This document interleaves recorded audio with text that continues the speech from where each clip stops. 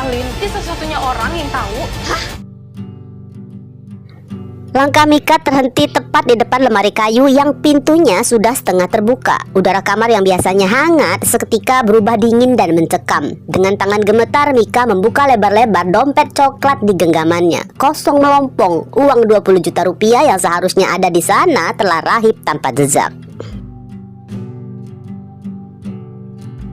Mika jatuh terduduk di lantai yang dingin, nafasnya memburu, sementara wajahnya pucat piak seolah aliran darahnya ikut membeku bersama udara di ruangan itu. Pikirannya langsung melayang pada kejadian beberapa jam yang lalu. Mika ingat betul saat Alin masuk kamar dan mendapatinya sedang menghitung uang itu. Ada binar aneh di mata Alin saat melihat tumpukan uang tersebut, sebuah tatapan yang sulit diartikan. Ya meskipun saat itu Mika udah menegaskan dengan sungguh-sungguh bahwa uang itu adalah untuk tabungan masa depan mereka.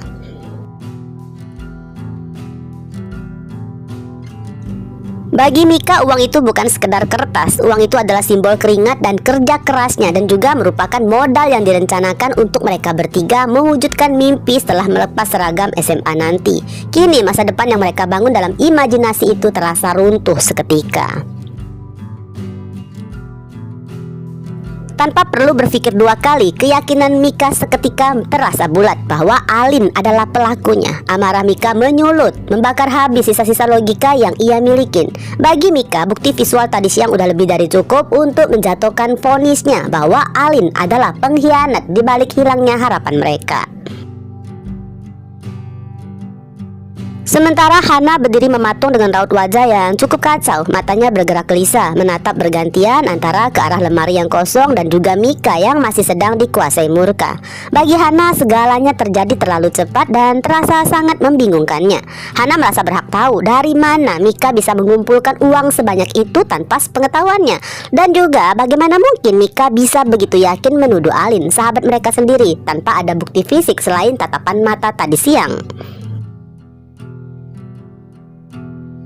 Dalam kepanikan yang kian memuncak, Mika berusaha memberikan penjelasan secara singkat kepada Hana yang masih mematung dengan wajah penuh kebingungan. Dengan nafas yang tersengal, Mika mengungkapkan bahwa tumpukan uang itu adalah bonus yang ia dapatkan saat bekerja sebagai asisten koki di kediaman keluarga yang sangat kaya itu.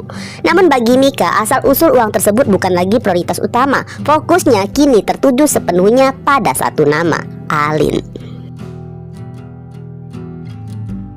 Mika segera menyambar ponselnya. Jemarinya bergerak cepat menekan nomor kontak HP Alin. Hanya ada keheningan di ujung telepon. Mika mencoba menelpon lagi dan lagi, kedua, ketiga, hingga belasan kali. Namun hanya nada tunggu monoton dengan suara operator yang menjawab.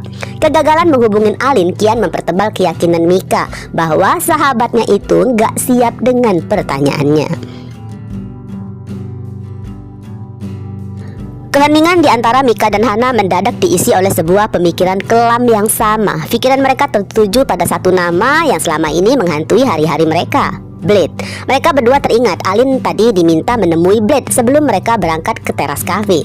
Keduanya pun tahu Alin telah menerima uang muka yang cukup besar dari Blade. Tugasnya hanya satu, yaitu Alin harus mendekati Harry. Namun hingga detik ini misi tersebut belum juga membuahkan hasil. Mika langsung memiliki dugaan motif. Apakah hilangnya uang 20 juta itu adalah cara instan Alin untuk mengembalikan uang muka kepada Blade karena gagal mendekatin Harry?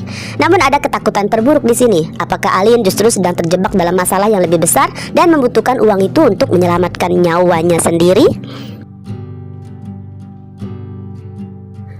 Sebagai sahabat yang sudah menganggap satu sama lain seperti saudara kandung, luka di hati Mika terasa jauh lebih perih daripada sekedar kehilangan materi. Baginya, rasa dikhianati oleh orang yang ia percayai untuk masa depan mereka jauh lebih menyakitkan.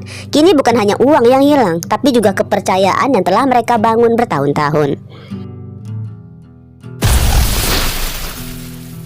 Beralih ke Alin, langkah kaki Alin terasa berat, seberat rahasia yang sedang ia simpan rapat dalam tasnya. Kenyataannya memang Alinlah sang pelaku. Alinlah yang tega mengosongkan isi dompet Mika di balik lemari kayu itu.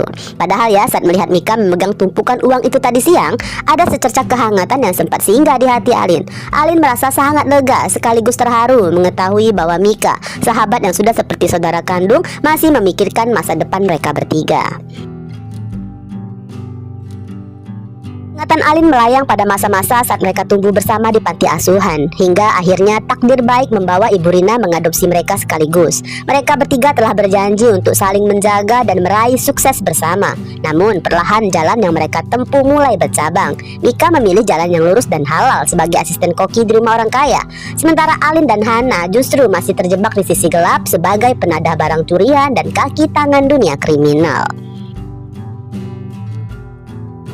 Tragisnya, Alin kini merasa seolah sedang jatuh di timpa tangga. Gaya hidup mewahnya telah menjadi bumerang yang mematikan. Demi gengsinya memiliki iPhone terbaru beserta gaya hedon lainnya, alhasil Alin terjerat dalam siklus gali lobang tutup lobang yang gak berujung. Uang muka besar dari Blade yang seharusnya menjadi modal kerja justru ludes tak bersisa hanya untuk mencicil hutang-hutang lamanya. Puncak ketakutan Alin terjadi saat menemui Blade tadi. Gadis mungil itu dengan aura yang mampu membekukan darah tersebut sangat murka karena Alin gagal menjalani tugas untuk mendekatin Harry. Blade pun membatalkan tugas itu secara sepihak dan menuntut pengembalian seluruh uang muka yang telah diberikan.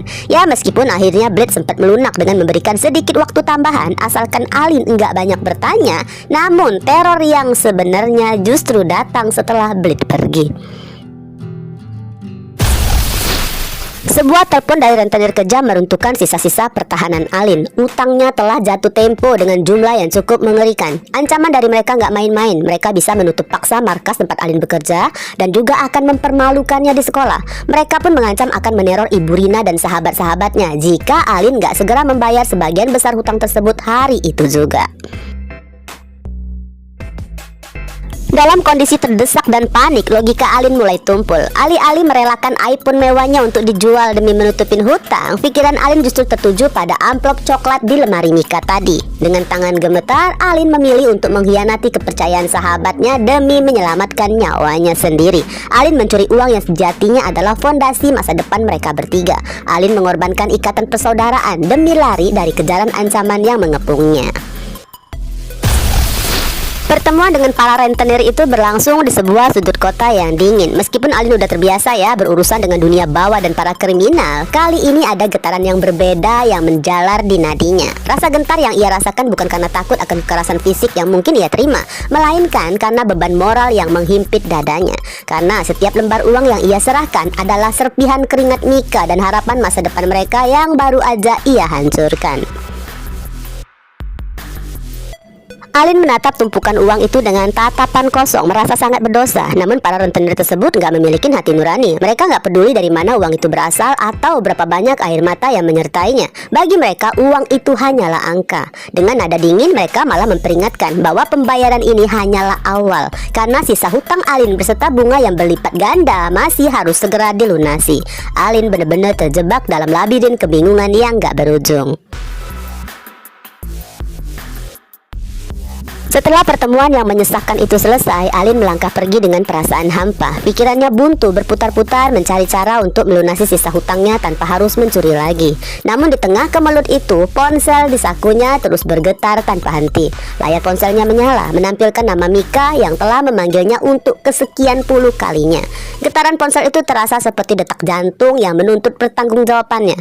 Alin menatap layar tersebut dengan mata berkaca-kaca, guys. Alin sadar bahwa ia nggak bisa terus berlari. Waktunya telah tiba untuk berhenti bersembunyi dan menghadapi konsekuensi pahit atas pengkhianatan yang telah ia lakukan terhadap saudara sendiri.